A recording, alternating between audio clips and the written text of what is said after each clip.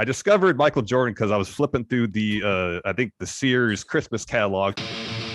Nah, we're just going to go ahead and curb stomp because we are just that damn good. You know that they sell truck nuts for Crocs?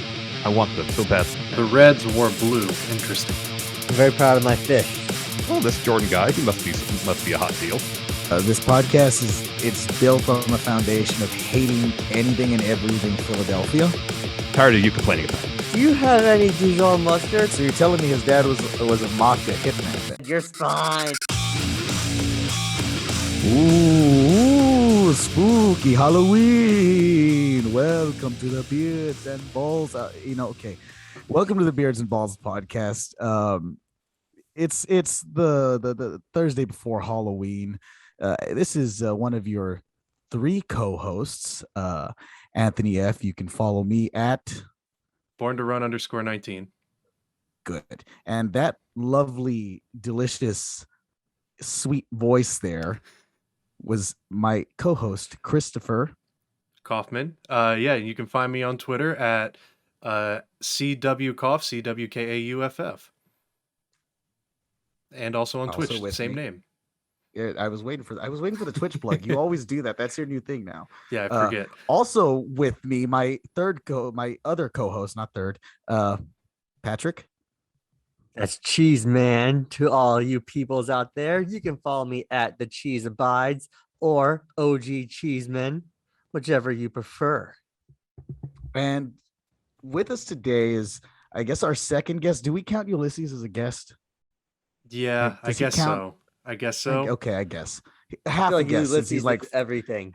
Half a guess since he's like 4 foot tall or something, you know. But he is the undead commissioner, so that's a notable guest to have. That's true. He's got some power. That equally delicious voice there was none other than one half of I would say it's the best wrestling podcast out there, pro wrestling podcast out there. The only one you need to be listening to. Yeah, it's the only one that matters. Endorsed by the elite. Joining us today for our wonderful topic on what's the topic, Kauffman, since you're the only one who understands it? Sports apparel. Anything that has to do with sports and clothing. There we go. This has been long-winded enough. Welcome to the club, to the Beards and Balls Club, and Larson. Oh, thank you so much, everybody. Since I saw that you fine gentlemen were launching this podcast, I was like, where's my invitation? I got to get on this thing. I can't wait. Talk sports. I got to talk wrestling all day. I love wrestling and all, but even before maybe I understood what pro wrestling was, I love me some baseball. So thank you for having me. I appreciate it. And I can't wait to talk about sports apparel. Something oddly enough, I'm actually well versed in. You were really the first name that was so.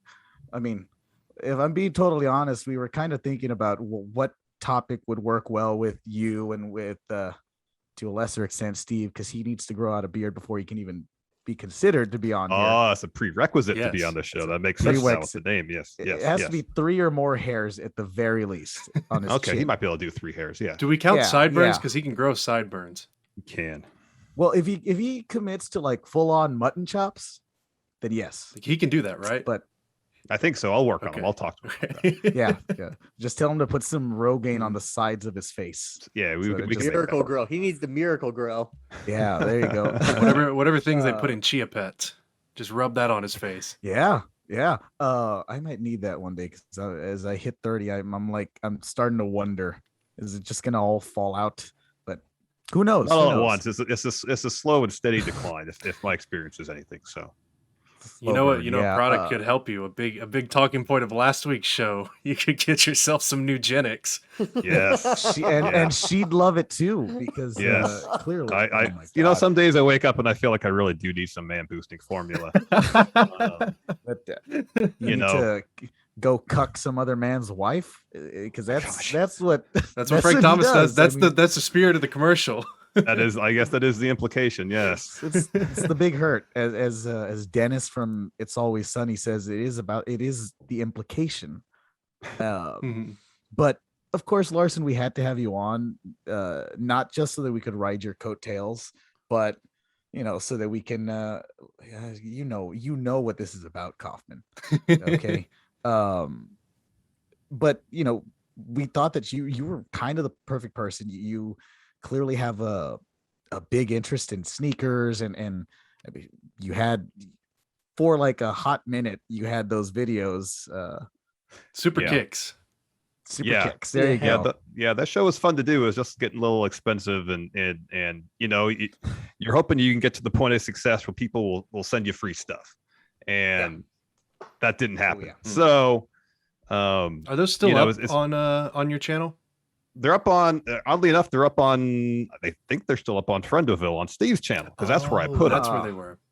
They didn't really fit into the pro wrestling. The pro wrestling. Wrestle Juice. That's what it is now. It was Friendoville. Yeah, as far as I know, they're still there, unless he made them private or whatever. They were fun to do, but if you want to do videos on sneakers that are kind of like the hot deal, you got to get lucky with raffles and stuff, and to try to do it without bots to get some W's, to get that got 'em graphic on the sneakers app. It's tough. Between that, it's expensive, and there's a certain level of comfort going in raw with Steve that I don't get doing it by myself. And I kind of fell into this podcast thing by accident. It's like growing up, I never said to myself, I want to be a podcaster. So going out on my own and being in front of camera and talking about things, it wasn't exactly like, I didn't feel like it was my wheelhouse. It was fun to do and all, but at a certain point I was like, it's fun, but what I'm getting out of it is not commiserate with what I was putting into it. And I know people like them, and I really appreciate that. And maybe at some point down the line they'll make a return. We'll see. And you're right. It's a matter of cost. The shoes, sneakers, have gotten, I mean, it's ridiculous now. Down to the lines, how quickly you have to be. I had a friend who was trying to get some shoes a few months ago, and I think they were Yeezys, actually, of all shoes. And he was, he was trying to be up at 4 a.m. so he could get online and try and be, and sold out in 5 minutes. So exactly, yeah. I mean, he woke up at 4 a.m. for nothing. I mean, there was, when the Off-White Nike collabs were all the rage, there were several times where if you really do your research, you find out the European retailers that'll ship to the States, and so you have to stay up till 1 or 2 in the morning when they have their on sales, and you got to try to hit refresh until you get, so you can select your size. And even then, it can be all encompassing. If you're obsessive about it, it could take a good portion of your energy from you to try to score everything. People who buy them just to resell them, I assume they got bots. I could be wrong.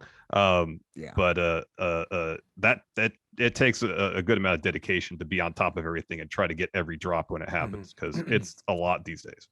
Yeah, and it's either bots or it's a sweatshop with just a bunch of people in front of laptops. I don't know.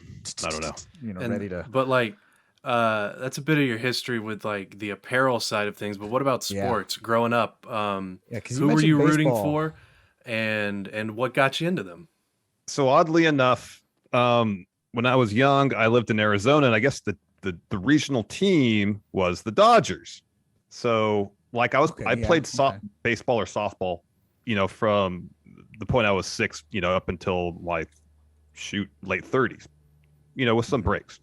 So my introduction to sports was more so through Little League Baseball. And then I guess when I was 7 or 8, flipping through the channels, much how I discovered pro wrestling, just flipping through the channels. And there's the Pedro Guerrero era Dodgers. So 1985, I want to say, I just stumbled upon it. And I started watching some. And it wasn't until the next year, 86, where I started watching a lot. Watched that year's World Series, watched the bit where the ball went through Bill Buckner's legs live. And then 87, when after we had moved up to Northern California, I started watching A's games, really becoming an A's fan. Also discovered that WGN had baseball games on basically every day between the Cubs games. So I've got to watch that great season Andre Dawson had in 87. Ooh. And around the same time, my dad would take us to the park to play basketball. And so I discovered Michael Jordan because I was flipping through I think the Sears Christmas catalog trying to make my Christmas list. And there was this awesome looking basketball that was Bulls colors, red and black. And I'm like, that's awesome. And there on, on the label was Jordan's autograph. Like, oh, this Jordan guy, he must be a hot deal. And that's how I discovered who Michael Jordan was in like 1986. That's the name of the episode. Oh, this Jordan guy's pretty good, huh? This Jordan guy's pretty good. He might be the next big thing. He might be a huge deal. He's going up in the world. And then also we moved up here. No, it's actually probably 85. I remember catching the end of the 85 Super Bowl between the Niners and the Dolphins, like the very end of it. No, sorry, that was 84. 85 was the Bears and the Patriots. That was the first Super Bowl I remember watching all the way through. Okay. So it was just all early 80s, like really getting, I think baseball was kind of the gateway into the world of televised sports, because up to that point I had played sports but not really watched them. That makes sense. So from there on, it was once fandom is established, then you want to show off that fandom with I know, Anthony, you mentioned before we started rolling here, you want to talk starter jackets. And I was one of my prized possessions in middle school was I was a huge A's fan, still am. And so for a short spell, they had a gray starter jacket with the A's athletics written in the script with the green and yellow outline. And it was awesome. I wore that till that thing, like I washed it. It was still filthy looking because I wore it all the time. It was just a couple strings of thread. That's all that was left. Yeah, of it. pretty much. And you wear it, you wash it, and it'll get clean. But at a certain point, like it'll fade, it'll get dull, and I outgrew it eventually. But man, that was my absolute favorite. That was like is it the one? That was like my because I pulled up the A's gray starter jacket because I just wanted to see. Is it the one that has like because there's several that I'm looking at. It's you're talking about it's like a silvery gray. Yeah, almost? Silver, and it had the elephant patch on I think the left sleeve. Okay, I'm looking at it right here. That is gorgeous. Yeah, that was awesome. That awesome. Is a jacket. It's kind of like the first jersey I ever owned. I wore that thing until it was one of those cheap, like like they didn't have it sewn on. They had just the paint on jerseys. Yeah. And that was of Tom Brady, believe it or not, on the Patriots. When I think because one of the first Super Bowls I watched was a Patriots one because they were all over in the early and mid 2000s. So I was like, oh, this Brady guy's pretty cool. I like him. And then my parents got me a jersey of his for like my birthday or Christmas. And now if you find it somewhere in my basement, I don't know where it is. It's just like a blue mesh shirt because there's like no demarcation whatsoever to indicate that this was Tom Brady anymore. Yeah. Yeah, no, I have that same exact experience of just it's a jersey and it is an NFL, like this one was an NFL, brand and all that, but I got it at Walmart. And it was Marion Barber of all of all the running backs. That's why you love the Barbers so much. Kauffman knows that I have a fascination with Tiki, Rondé, and Marion Barber. I don't know why. And the fourth one. But that I remember that thing came apart in the washer, and that was that. And that's and I remember I'll never forget my mom telling me that's exactly why I got you this one and not a good one because you don't take care of anything. So wow, I mean it is what it is. But yeah, Larson, you mentioned the A's and you mentioned the kind of the Dodgers as a regional fan and how I have to ask you. This podcast it's built on the foundation of hating anything and everything Philadelphia. So I have to ask you how'd you come around to the Eagles? Randall Cunningham. He was awesome. It's an acceptable answer. Yeah. Again, like mid-late 80s, you're scrolling through the channels watching football and you see somebody who could throw the ball 50 yards down the field, punt it 60 yards, and at any moment could run it, to the 80 yards to the end zone. He was very much ahead of his time. We see quarterbacks like that a lot these days who are just as adept at running the football as they are throwing it. But back then, a quarterback had to stand in the pocket and throw the ball if he got destroyed in the process. And Randall wasn't that. He was exciting. and when he was on my TV, I could not look away. And then, you watch the games. They got all these great players on defense. You got Seth Joyner and Jerome Brown and Reggie White. And it was a fun team to watch. They never quite lived up to their potential, seemingly, but that fandom kind of stuck around. And even in lean years when obviously Randall Cunningham wasn't on the team, when Ty Detmer was their quarterback, I still watched them. Oh man, still rooted them on. Name. And yeah, all the lean years with a bunch of bad quarterbacks.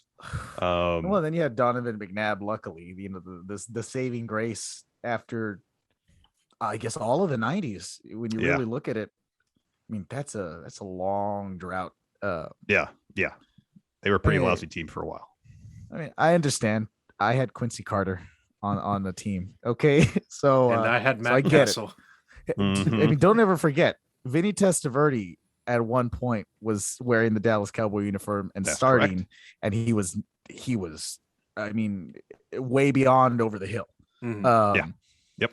But then you got Cheese down there who's been rooting for the Bengals and really has not, like, other than Carson Palmer, never had a quarterback. Oh, yeah, that's Ken true. Anderson and Boomer Esiason. No. Yeah. In your lifetime. Lifetime. What are you talking about? Dalton was good. Was better than people gave him credit for. Okay, I'll give you that. And we got Joe Burrow, 11 baby. and 5. You know what you did have though?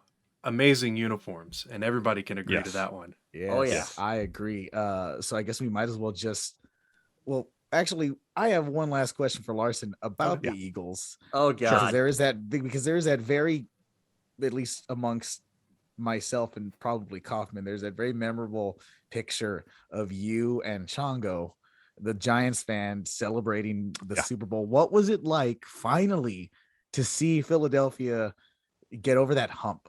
Relief. It was one of those situations where, like, when the A's won the World Series in '89, my enthusiasm was obviously tempered a bit given the circumstances with the earthquake and whatnot. It was hard to, really root with a ton of exuberance, knowing that, there's this devastating natural disaster just happened a few days prior. The first time the Bulls, I grew up a massive Bulls fan after I discovered that Michael Jordan seemed like he was probably gonna be pretty good. And like the first time they won the championship, I was over the moon, so excited. But with the Eagles, after they'd been, just a few years prior against Patriots, kind of gave away the game at the end. That was a bit of a letdown. So when they finally won, it was like, all right, I got, they got that. That's the championship that they got finally after not winning one since the 60s or whatever it was. Yeah. And okay, relief.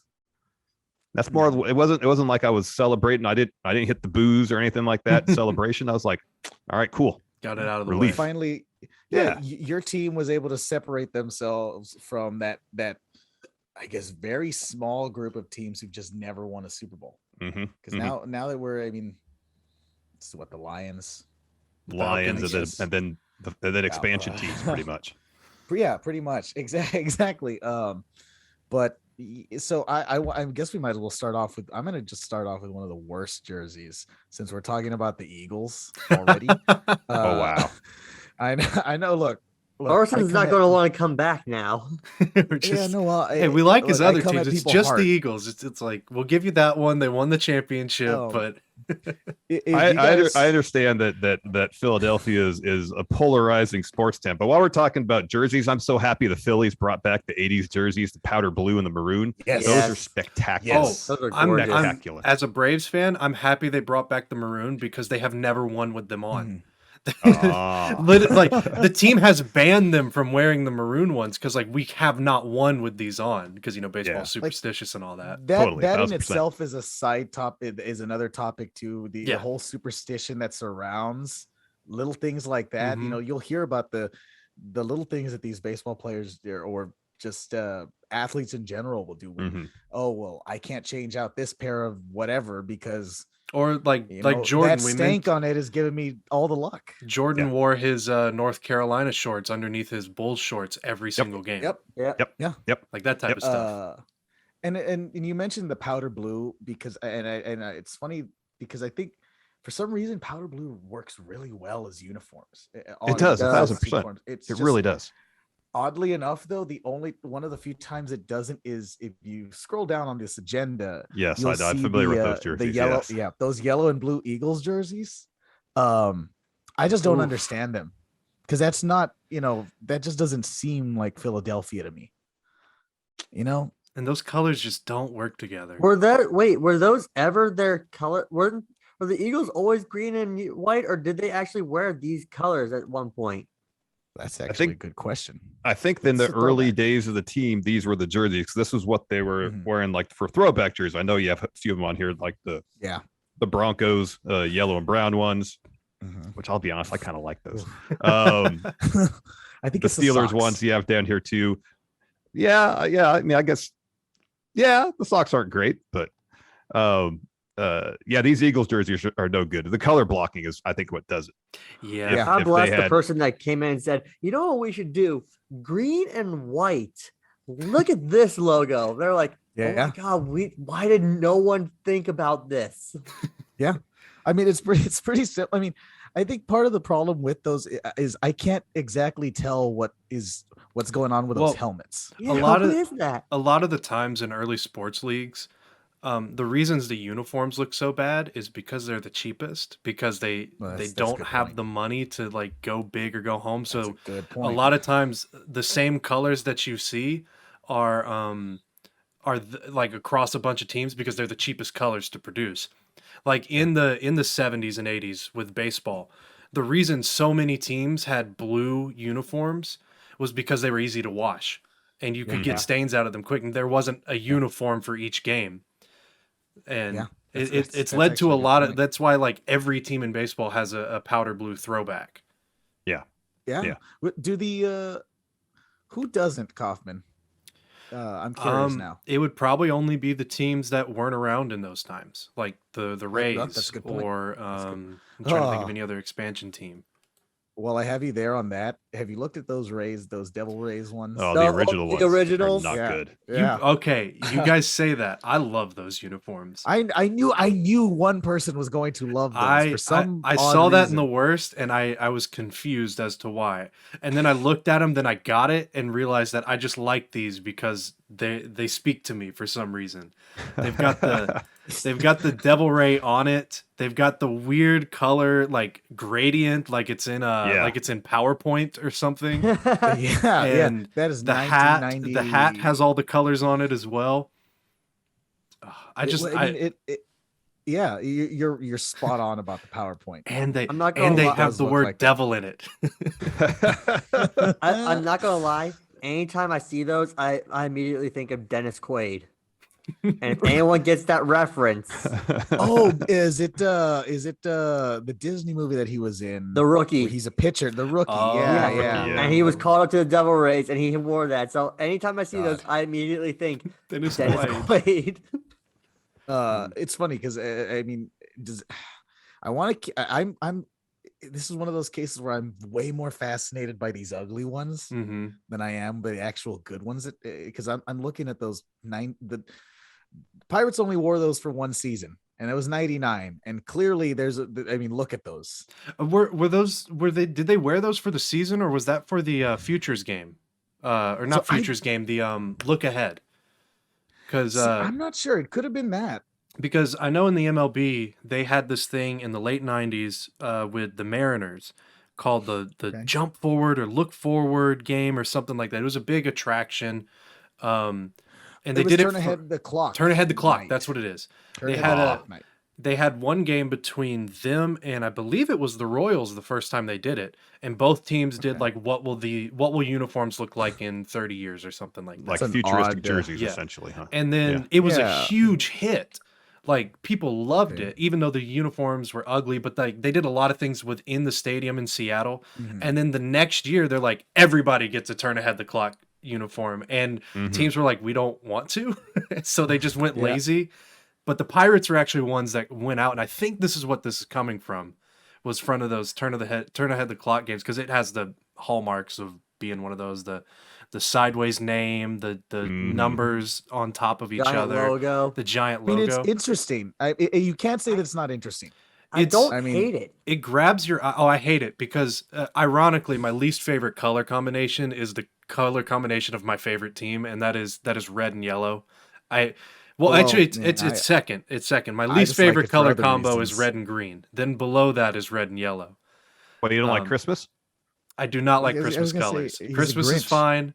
I'm not a huge fan of Christmas colors, decorations. Well, you can send me those gifts I sent you last year back then, since you don't like Christmas. Well, no, it's right there. Thank you. But okay, to be fair, if those jerseys, I don't know why I think this, but if they were made of like silk and you decided to wear them to a club somewhere, you know what? They could pass in the 90s. They could. Mm-hmm. I mean, if the giant pirate head was printed on the fabric and not, embroidered on. Yes, right. There you go. Yes. Because they just scream 90s. Mm-hmm. Before I go over what one of the ones I think is the worst, I want to know if on this list or if he's going to go off script here, what Larson thinks is some of the worst that he's ever seen. Yeah. You have one here, the White Sox where they have the polo shirts and the shorts. The short. That's so weird. I fell into a black hole specifically because of that one. It's like an intramural game. Well, that's what I was just looking at all these. It was. I mean, a few of them were the same pictures, but it's just I couldn't wrap my head around seeing these, 1970s grown men, because men in the 70s looked like they were, 20 years older. Yes. So these guys who are probably in their, late 20s, early 30s look like 50-year-old men in shorts, just, having none like of them did leg day back then. No. So that's what I imagine Sid wore. See, that's what I imagine Sid wears during his softball games. Yeah, these are softball uniforms. That's what they look like. It's exactly what they look like. But then you go to the 80s, the Sox jerseys with the socks across the front. Those are great. Those and are so many of the pullover, double knit jerseys in the 80s, like the old Cubs one that were the bright blue with just the Cubs logo on the chest, are so good. Astros jerseys, best, the absolute best. 80s Astros. With baseball, you can always tell which uniforms are hot by the amount of high school teams copying them. Yes, because my brother was a big he played high school baseball his entire career, and like we were fortunate on our high school, the richest kid was a huge baseball fan, so they got a ton of good uniforms. Oh, okay. So they had, when the White Sox brought back those uniforms as throwbacks in like 2014 or whatever it was, our school got one. And then when we got one, the next year, a bunch of other schools got one as well. And the same thing happened with, we'll talk about these, I don't know, right now or in a little bit, digi-camo jerseys, when the Padres did those. Our school never did those because the guy who was the rich kid hated them. And luckily he hated them because, those with green and yellow would not have looked good. I'm more interested in this kid because he had some power, didn't he? Yeah, clearly. He did. I mean, he started on varsity in 8th grade. Oh, wow. Okay. He wasn't, and he was a good baseball player, but he wasn't starting on varsity in 8th grade good. It was just because his dad owned a garbage company. Yeah. Oh God. So you're telling me his dad was a mafia hitman then? No. He was a garbage man. It was like, okay, fine, we'll go with that. Then he was unemployed, retired. What? Jeez, Kauffman. Well, no, he was. It was a joke. He owned a big garbage company, and whenever in class, somebody would ask, "Hey, so and so, what does your dad do?" And he's like, "Oh, he's a garbage man," just to mess with him. And then he retired a couple years later. He's like, "Oh, my dad's unemployed." Oh wow. So because of that kid, we had those White Sox jerseys. We had we had like pinstripes that were modeled after I think the Cubs. I'm glad that you brought up the pinstripes because I didn't bother putting pictures because I figured there's a select group of teams who I just thought, I don't have to put we don't really even have to go into depth about why they're good uniforms because they're they're pretty much just iconic uniforms. You're looking at Packers, Cowboys, Celtics, Lakers, Raiders, Yankees, the Bears, the Yankees, the Red Sox. You Red really Sox, can't. Yeah, you I mean, we don't have to talk about those because you don't mess with perfection. A given. Yeah, you don't. There's a reason that these uniforms have looked the way they have. With just maybe minor changes. Oh, the number's a little different. If you look at what Jerry West, his uniform, and compare it, to what Magic is wearing, there's those small differences, but it's essentially the same. So I figured we'll just kind of leave those off of the discussion, just because they've been talked to death. Yeah. But I do have to ask you, Larson, since it's here and the A's are a big thing. I'm guessing that was you, Kauffman, who put those under the worst athletics jerseys, which is those yellow with the green sleeves, and it's that's interesting. Charlie Finley area where he was trying to find ways to get people to the ballpark. He's the owner who pitched yellow baseballs or fluorescent green baseballs because that'd be easier to see. He didn't go out as far as his name escapes me now. The guy who owned the White Sox when they did the shorts, because that was a stunt to try to get people out to the ballpark. That it's the same owner that did Disco Night at Comiskey Field. That worked out great. Yeah. And so Charlie Finley would do all sorts of stuff like to try to get people. I think there was the team had an official donkey in Oakland. wait. I that opens so many more questions than it does, than it actually answers them. A donkey. Yeah. It's in the 70s. Charlie O the Mule was the donkey's name. It was around from 65 to 76. And when they were winning those World Series, they had a donkey as their mascot. I mean, whatever works. At that point, you leave it. You don't bother with it. Nope. Man, a donkey. And now I kind of want to see. I want to see them do some kind of throwback jerseys now in reference to that donkey. Did they dress the? Never will. Did they dress the donkey up? Did he come out there like a mascot with the uniform on?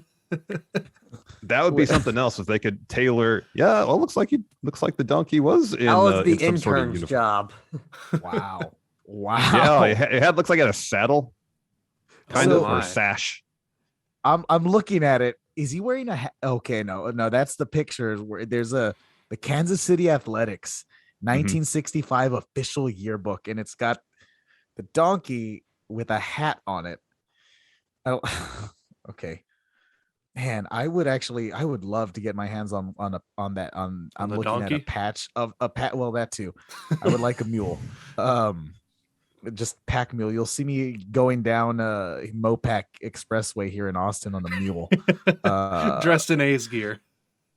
It's like, if you get it, you get it. Exactly.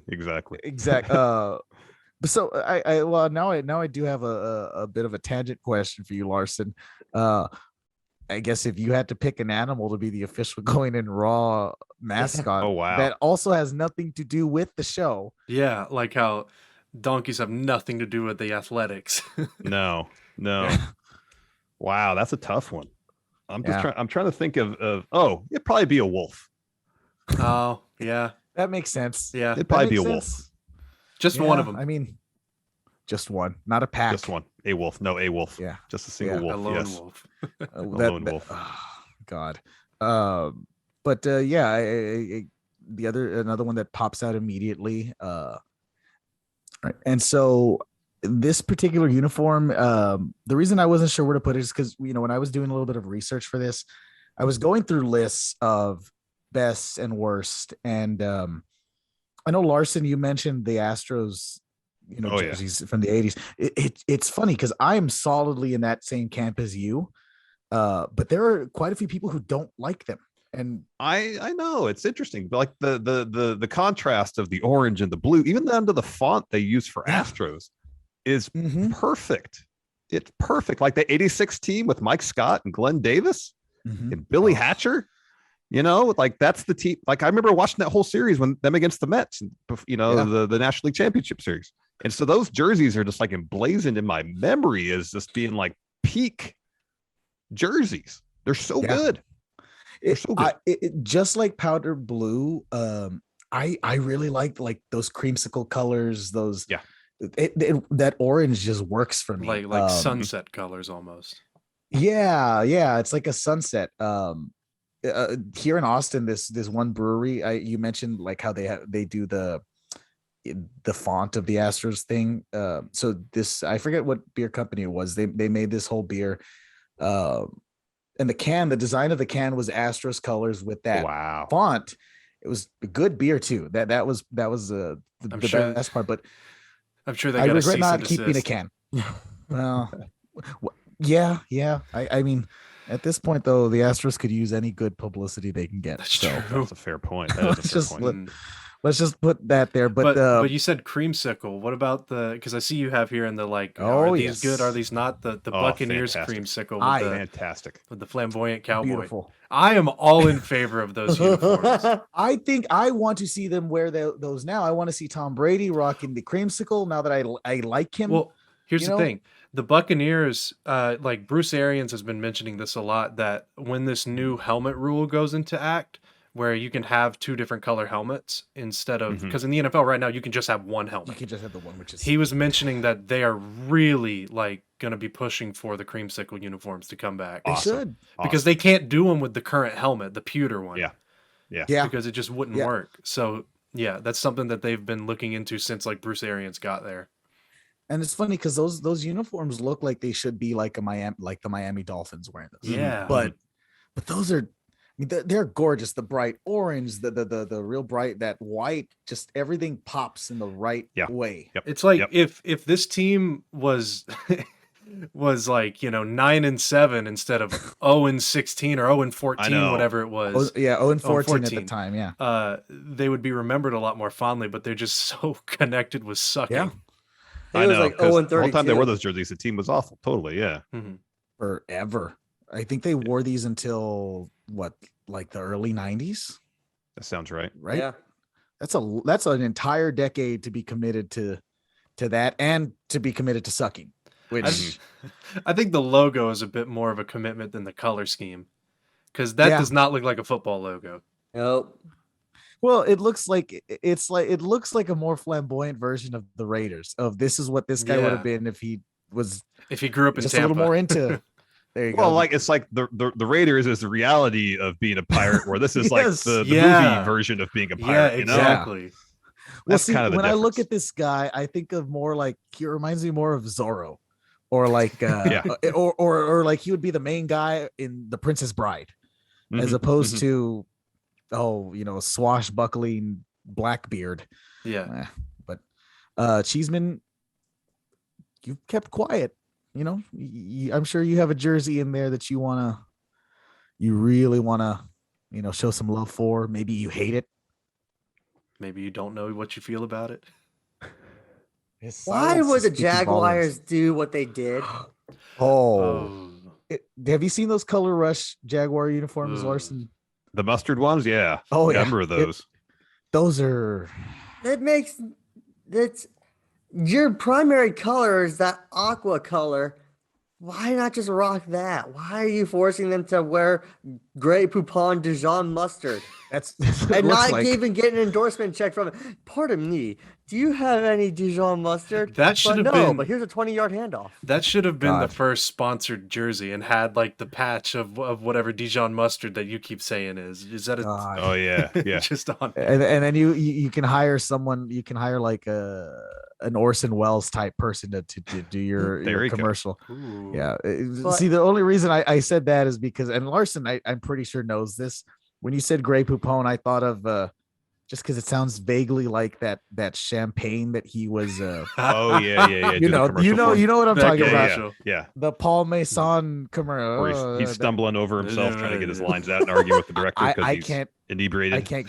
It cannot get enough of that. It's. I don't want to talk about Orson Welles. I'm gonna end up doing that. And then to top it off, literally they have that helmet, which that was so stupid. Yeah, half and half. Okay, I'll say this: when they first introduced the helmet, like the pictures of it. The pictures actually looked really good. And then the first game we came out, it was like, that is not what you showed us. Yeah. Like, isn't this it is like, just it's just like half matte, Yeah. and then like the other side is shiny. That's I think that encompasses the franchise in one uniform. There's a reason that combination has never existed. Yeah. Yeah. And then one that's not on here, actually several that are on here. Can we talk about the hit and miss that is the University of Oregon? Oh wow. You can pick. It's funny. It's so hard. Sometimes they're good. Sometimes they're the one with the feathers like on the patch. I think that's them. Yeah, that's them. That I'm like, I'm not sure what you're going. I get what you're going for. You're not doing it right or good at all. But when they wear they're all greens. I'm like, okay, see, I like that. But when you try and make it fancy, like, I get it. You're close to Nike. You have all the endorsement in the world. You can do whatever you want. Doesn't mean you should. No, I disagree. That's an appeal to that school, though. Exactly. I mean, that is a major appeal to why any athletes want to go there. It opens the door for branding. And now with the name, image, likeness thing, like exactly. Yep. But I mean, I personally love when Oregon gets weird with their jerseys. I want I love it when they go as ugly as they can, because I'm looking at this one image that has 1, 2, 3, 4, 5 different uniforms. Just I guess that they're gonna wear throughout the season. There's an all green, an all yellow, an all white, and all black. Like, I mean, Oregon takes their uniform game very seriously. Oh yeah. I mean, better. Yeah. I would say more than any other. I mean, I can't think of another school that does that. I mean, they do more with their jerseys than a lot of professional teams do. Well, yeah. That's what happens when the guy who invented Nike went there, or I maybe not invented, but owns it or something. Yeah. CEO. Where did Bezos go to? I want to know what he's doing for uniforms there. It's all just gonna say Prime. God. So you really don't like those Cheeseman? I mean, no, I'm not saying I don't like them. I'm saying they're hit and miss for me. Like I said, the all greens, those I love those. Like that's because that stands out to me. But some of them, I think it's mainly also sometimes it's more their basketball than their football. The basketball ones, I feel like those sometimes get a little too weird for me. The football ones, they can work. The basketball ones feel. Don't they also have like some camo ones that are just? Or am I thinking of Baylor? One of those. No, like really I think everyone has those at this point. Like everyone has some version of camo, whether it's digital or traditional. And it's all. I think we should all. I was gonna say I just want to. I have as an example here because I hate these. I love the Spurs. That's my team.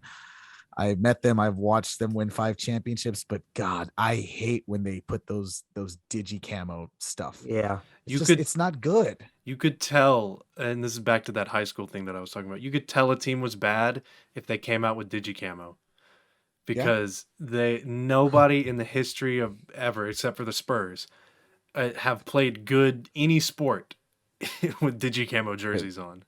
Yeah, I mean, I have a hard anti-camo rule here personally in general, but I don't know, those are, and they have just looking at that picture, they have a brown one and a gray one also. Just get rid of those. I mean, the Spurs are one of those teams that just the simple silver and black or black and white, that's all you need. You really don't. Looks like someone was like working on one of those, I forget what it's called, but it's like one of those puzzle games like that where you got it's like a Minesweeper. It looks like it's an unfinished Minesweeper. Yeah. It's incomplete Minesweeper. Minesweeper Desert Storm Edition. So we've covered your team, Anthony. We've covered Larson's team. Cheeseman, are there any uniforms from your team that you don't like? Oh, that he doesn't like. Ooh. Come on, you got plenty of teams to choose from. We have a few examples on the worst list.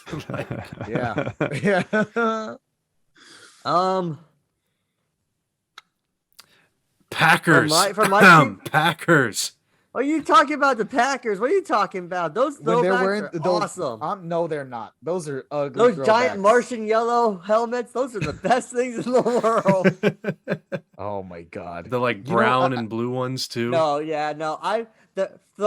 When they first started, when they were part of the Acme packing, like that, yeah, I get it. Yeah, they're not great. They got better, but now as you can see, I'm wearing it. They got so much better.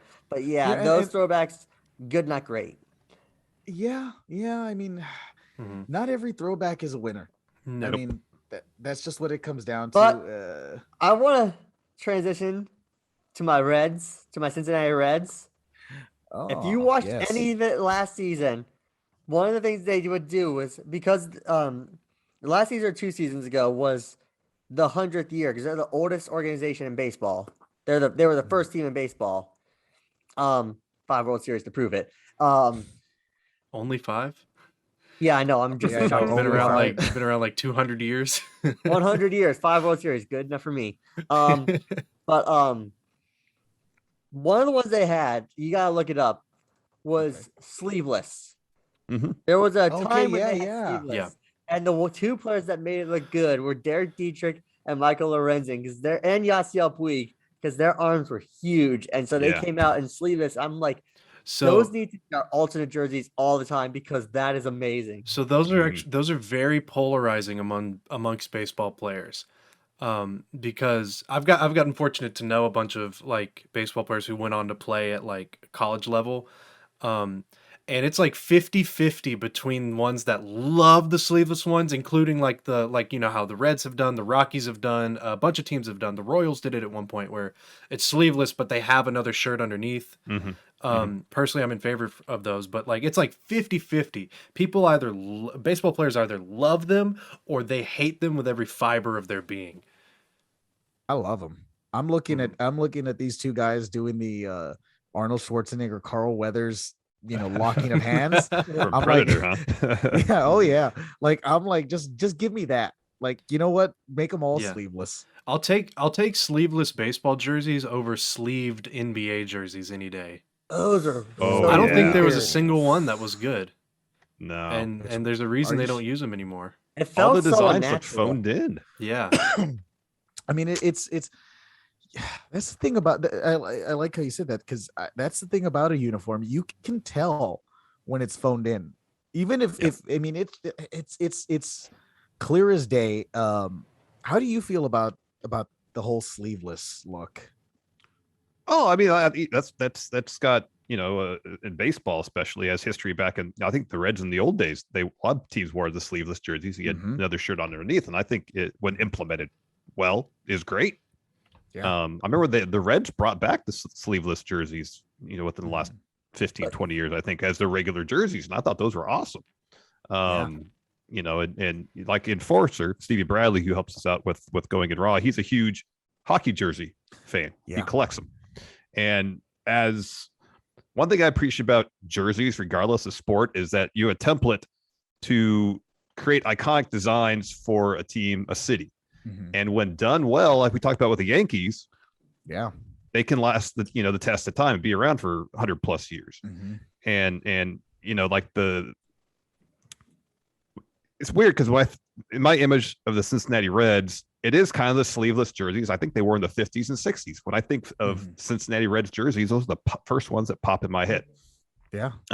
And because I think to a degree, you got the logo, which has more or less stayed the same for forever, ever since they dropped stockings from the team name.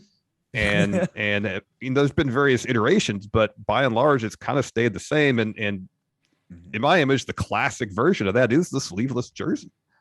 Yeah.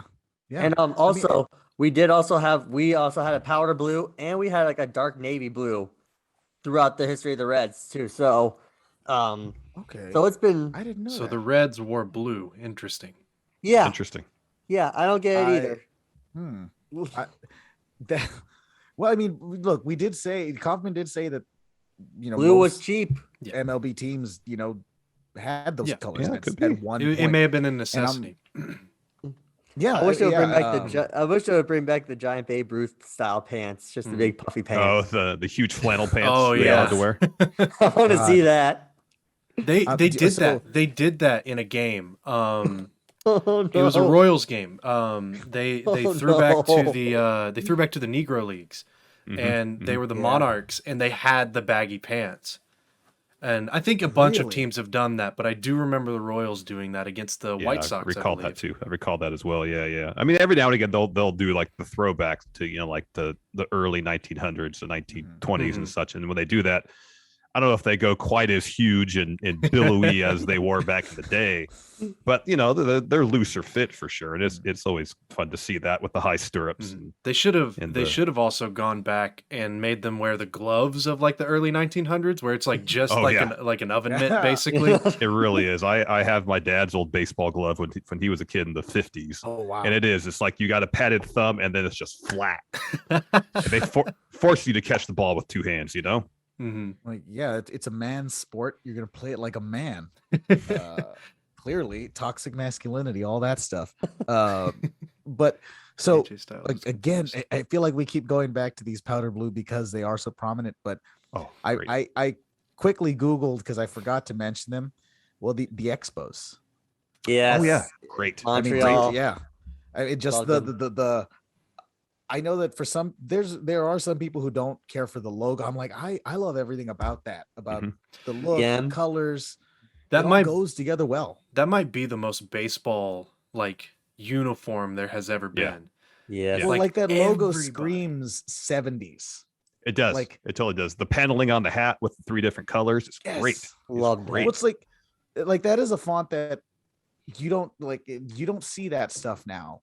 And when you do, it's like I have this image in my head of just old commercials and products, and you see that was a big font. Stuff like I always think like Tab, like you see those interesting it's just such an interesting thing that you don't see nowadays. You think Don Draper in his office coming up with all these logos for Tab and stuff. It'd be interesting to see with the Rays splitting time between Tampa and Montreal going forward, at least next year, if they're going to incorporate some of Montreal's baseball legacy in their own branding. I would love it if they just. Let's be honest. I would love it if they just go. Exactly. No. I want exactly what they're doing, but whenever they're in Montreal, they are the Expos. Like different uniforms, like the name on the ticker on the bottom says Expos for that day. And then when they're back in Tampa, it's back to the Rays. Dual team. It's a dual team. But honestly, if I'm them, I consider just going up and moving there because no one in Tampa cares. Well. Nobody wants. It's not even Tampa's fault. Like the people in Tampa's fault. It's the arena or the stadium's in the worst spot it could possibly be in. It's impossible to get to. But yeah. One thing we didn't talk about, we gotta talk about it. And I added it to the list here. Oh boy. The 93 to 06 Mighty Ducks of Anaheim jerseys.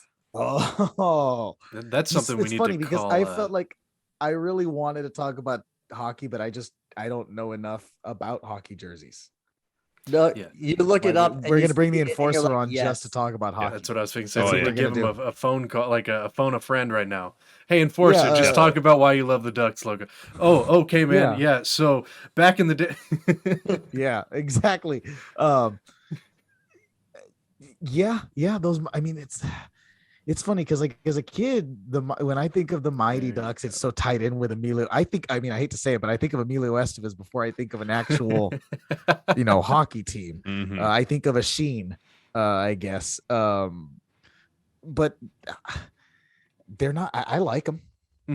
I mean, I like them. Yeah, that's what it comes down to.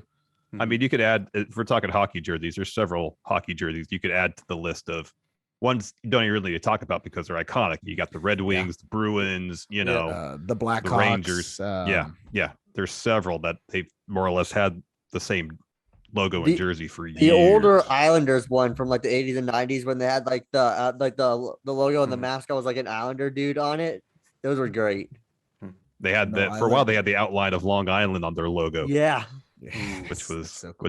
which is pretty nice. Yeah. And then you look at the Phoenix Coyotes one that had the weird looking coyote mascot with all these different colors on it. And I'm like, I'm not sure what you're going for here, but Not really hitting it there. Speaking of Phoenix, I'm a big fan, and I had to pick Charles to put that picture up there. Oh, those are great jerseys. I love their jerseys. Like, first of all, I mean, just looking at Charles Barkley, the fact that there's any definition on his arms at all is amazing to me. But just the basketball is a sun. Letters, yeah. I like the font of the lettering, the words, the that shade of purple. It very much reminds me of well, again, like we said earlier, it's very much a sunset, but like in Arizona. Yeah, that's exactly what I think of. And one thing that comes along with basketball is shoes, because it's not just jerseys we're talking shoes as well. Yeah. So like, I know growing up, I had like. I never really had a lot of like basketball shoes nor a vetting interest in it, but somebody who has a big vetting interest in basketball shoes is Mr. Larson down here. Oh, so yeah. Go ahead and gush about some of your favorite Larson shoes. Hour.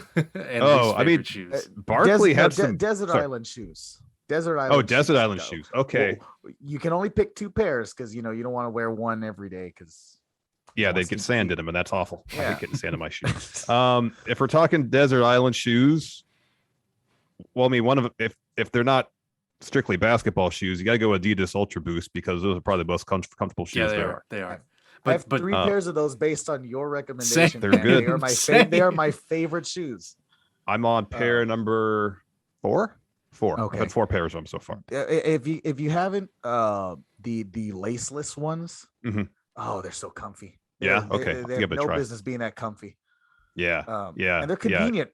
Mm-hmm. They're convenient. They're easy to get on and off. They're super comfy, but they're fairly durable.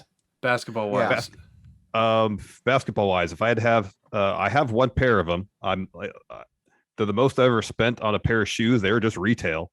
They were Jordan 6s, the playoffs, the black ones. Ooh. I have them in my closet. I've worn them like 3 times. I'm scared to wear them. It took me almost 20 years to finally get a pair. This is a ridiculous story. So being a huge Jordan fan ever since I discovered him at a Sears holiday catalog. So when those shoes came out, I was faced with a decision. I remember it's back when JCPenney actually sold like, instead of like now they'll sell Nikes, but it's like the $60 Nikes. Not to say they're wrong, $60 Nikes, but they used to sell like the premium shoes. Yeah. Athletic shoes. So I was faced with a decision. I get essentially the Michael Jordan shoes, or I get the Scottie Pippen shoes. The model he wore, there were some Air Flights that he was wearing around those times. And I'm like, these, I don't know why. I love these Jordans. I want them so badly. Dad, can I get these? All right, whatever. Get what you want. Tired of you complaining about it. And I was like, why am I sabotaging myself and not getting the shoes that I really want? And so I ended up getting the Pippen ones. And so for 20 years, I pined over those Jordan 6s, and they finally re-released them. I was like, I got to get them. I don't splurge often on shoes for myself. And I paid retail and I got them. But that could be a blessing in disguise, because as a kid, how well do you think you would have taken care of those? Oh, I would have torn them to hell. Yeah. I mean, Yeah, so where are those Scotty shoes right now? So are these man? No. I forgot that I'm not going to do my Scottie Pippen impression. That's what I thought you were going with. No, I'm not going. Just so you know, Larson, when we were watching the Kauffman and I watched the Jordan the Last Dance together, right? Oh yeah, that's great. And that's so awesome. It's great. Oh my God, I was endlessly amused by the fact that Scottie Pippen and every member of his family that they showed looked like Scottie Pippen. They all just looked the same. So from that point on, I figure they all sound the same too. I mean, they all have Scottie Pippen. Yeah. At one point, that's another topic, just voices in sports, that's because I need to write that one down. Yeah. Yes, you do. So do that, Secretary Kauffman. He's like Larson. He's your intern, but he's fully employed by me as a record keeper. Mm-hmm. Yes, I forget historian. The historian, if you will. It's his job to notate whatever I have said, so that he can come back and throw it in my face at some point. Larson, go ahead. You go ahead. I was gonna say, in terms of other like desert island shoes. I could probably list off like 5 other pairs of Jordans. You could do the ones. Mm-hmm. I actually like the 2s. Most people don't like the 2s. Really? I do like them, especially the low top version. I have a low top 2 in my garage, and I swear I have never got more compliments on a pair of shoes than I have on those. Yeah, I mean it's I'm looking at the Jordan 2, and it's such a simple shoe. But that's what that's to me, that's appealing. I personally like white shoes in general, so those are actually really nice. If I remember correctly, Jordan did not like them, and he was on the verge of maybe signing with Adidas instead of Nike again. That's the story I heard, until Tinker Hatfield designed the Jordan 3s. And those alert him. That was enough for him to stay. 3s are great, 4s are great, 5s are good, 6s are awesome, 7s are all right, 8s are all right, 11s and 12s are really good. I could go on. It's funny. Yeah. I mean, you can do, and I'm sure there is. You can do a whole podcast on just Jordan brand. Absolutely, absolutely. It's insane. But Larson, what's your opinion when athletes in other sports take Jordans and turn them into football cleats or baseball cleats? Because I put on here in the Super Bowl that the Chiefs won. Looking at them, Damian Williams took a pair of 1s and made them into cleats. And it actually ended up being a very pivotal point of the game. Came down to, were these shoes in bounds or out of bounds before he scored? So I'm sure Jordan got a big, not that he needed it, a big boost in sales from that. Okay. I thought you were gonna say like a boost in ego, because I was gonna say he'll take it. He'll take any praise. You know that. And then like these custom cleats in baseball down here from like the Players Weekend. I put the ones with Hey Arnold and Doug on there because I knew Anthony would like that. Oh, of course. And the Rocket Power ones as well. You knew I would hate those. And then there's like the opposite side of that at the very bottom, when Bryce Harper tried to incorporate the Philly Fanatic into his cleats 3 times. I love that, man. And it just no. I love it. I hate Uniform rules in sports are so strict that anytime the players get to show especially in the NFL, any measure of personality or individuality, it's great.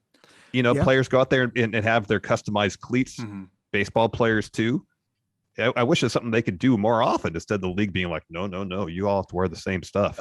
I mean, they had to make a rule about wearing 2 colored helmets. Exactly. That's how. I mean, that's what I love about the NBA, is that the NBA is so much more fun than the other leagues, because I mean, the players have all the power, and not like in a baseball sense where they have, the power of, contracts and all that, but in terms of rules and just anything that does happen in the NBA starts with them. They do, because I think the NBA, more than any other league that I can think of, has embraced marketing individual players. Like the NFL historically has always been, we promote the NFL. The shield. We push the shield. Yeah. And baseball is, especially now, I don't know if it's an inability to create that mainstream crossover star, or baseball is such a regional sport anyways.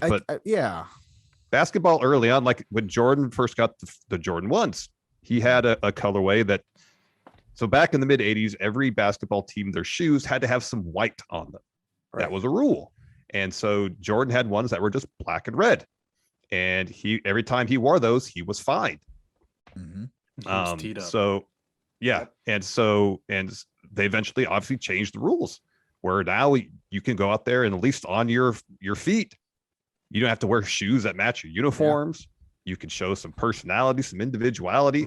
And the NBA has always been, or of late, has been pretty good in terms of letting the individual personalities of the players shine through.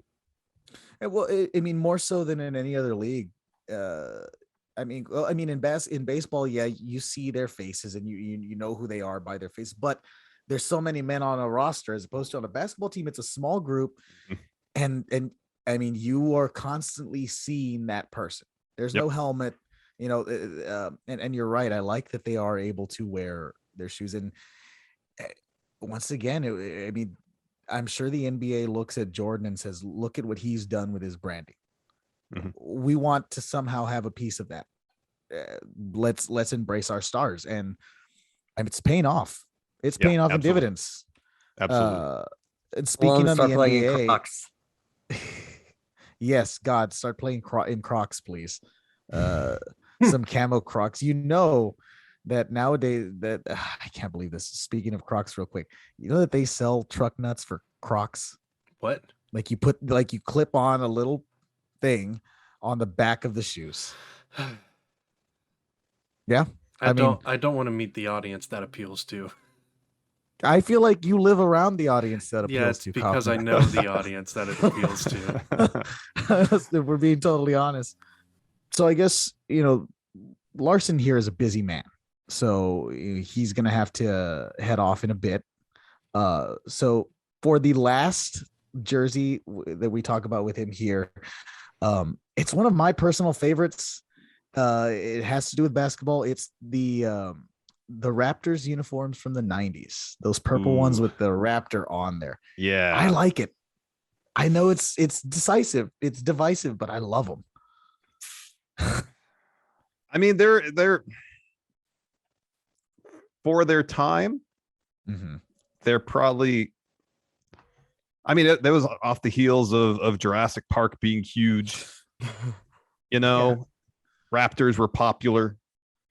I like the color scheme, the cartoonish dinosaur. Personally, a bit much. I don't dislike them. Yeah. I like the subtlety of the more recent Raptors jerseys.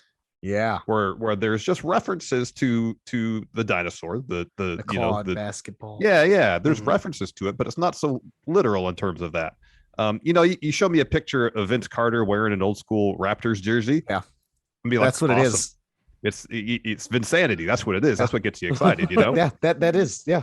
That's you think of him doing crazy dunks, dunking over people, like literally over people, Oh, and so that's cool. But on their own, they're all right. Yeah. They're okay. Well, and it's funny because I think that's exactly that was, I guess, one of the point of that is that there's some of these get by on nostalgia alone. Yeah. Like, yeah, that's what it comes down to. I noticed you had the Grizzly jerseys from roughly the same era on there. And those are there's a lot going on with those jerseys. You have the extruded font with the roaring bear, and there's a lot going on and there. And the edges that are different colors. Yeah. Cleveland tried to do that too, and I'm pointing over because I have a LeBron jersey when Cleveland tried to do that. With the I don't remember that. They had here's a physical example. They had this with like I remember the alternating colors on the sideline. The Grizzlies, I don't know if they were the first. I know they used to do that back in like the 60s. But they were the first ones to like bring it back, if I'm not mistaken. And I guess the very, very, very last one is those Prince alternates that amazing. The Timberwolves would. Those shades of purple. I mean, just the what is it, like a pinkish purple and the dark, everything about that works. It's simple, it's classic. NBA does a really good job with their alternate jerseys. Like everyone Miami puts out there is amazing. Yeah, they're great. Specifically their city ones that they have right now, where it's that what synthwave look that it's got to it. Where I'm like, those are gorgeous. Yeah, the NBA, like across the charts. Well, for the most part, there's some ones that aren't so great. But I'm looking at Dr. J. I'm looking at Dr. J right here in those Nets ones. Classics. Man, if only the Nets still looked like that. Yeah. But whatever. I mean, it is what it is. The basic Nets jerseys I find pretty boring, but all the alternate ones I think are really cool. Like the Basquiat ones they have are amazing. The ones they have with the various color piping on the side, those are super cool. The ones they have, they're like with the Subway font, I think are awesome. It's like all the alternate jerseys for the Nets nowadays, I think are great. It's just the basic ones. I was like, okay, it's like a really plain font. And it's just. Yeah. You would think being where they are, they'd have so much to pull from. Like you said, and they do a good job of pulling from their community just in terms of inspiration. Primary. Yeah, just as a primary, it's like they just didn't, but everything else they have. I know. It's I mean, it's the thing about uniforms. There's so many. I mean, there's so many that we haven't gotten around to. But Larson, again, you're a busy man. You've got things to do. You've got people to see. You've got kids. You got kids.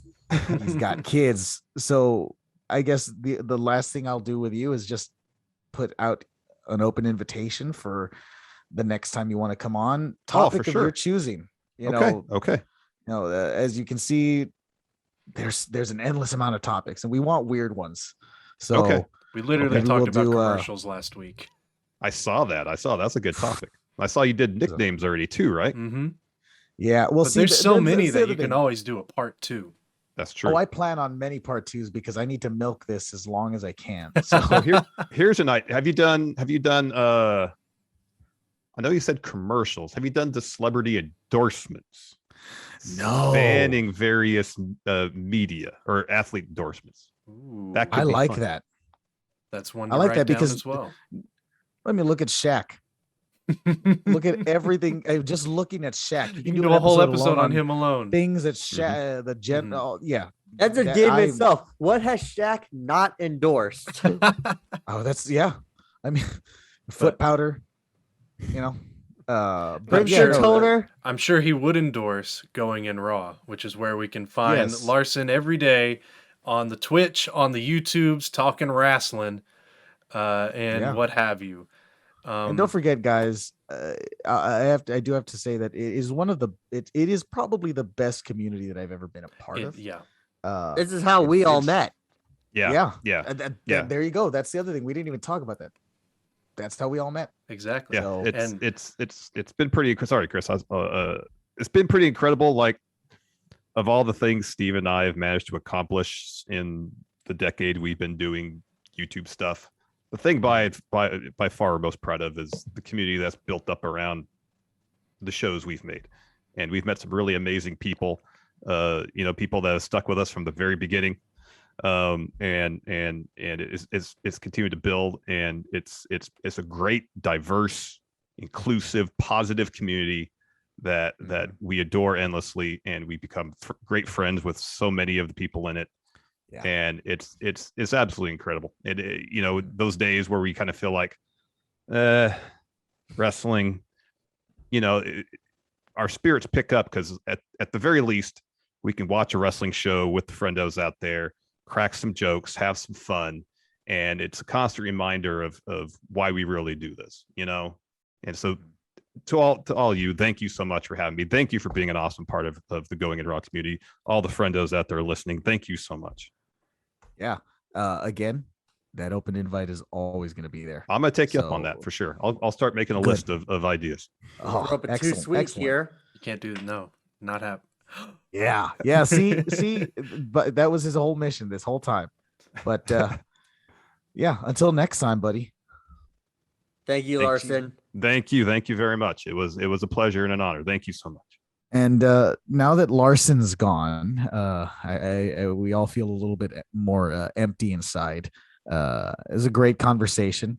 I think we made the right choice, guys. Nobody was better for that topic than he was. We brought an expert. But now we move on to this is there's a lot of stakes here personally for two members of this podcast. One of them is just a third party impartial. His Reds. I'm checked out right now because I know it's me.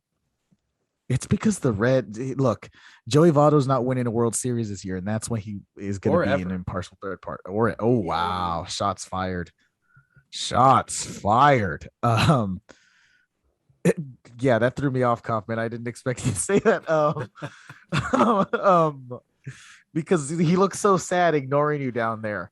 I'm sorry, Cheese. Go to the damn dugout. Search your feelings. You know it to be true. Go to the dugout, you son of a gun. Oh, you should have just said it. You should have just said son of a bitch. Because that has impact to it. All right. But the World Series, it's in full gear. I think the last time that we recorded, we were still waiting for the Dodgers and the Braves to figure that out. And I don't even think the Astros had made it yet. So now that we know the matchup, now that we're 2 games in, that's the other thing. We're officially 2 games in, and it's literally a 50-50 toss-up as we speak. Yeah. I mean, I think this is a fairly even matched series. I think you have better pitching.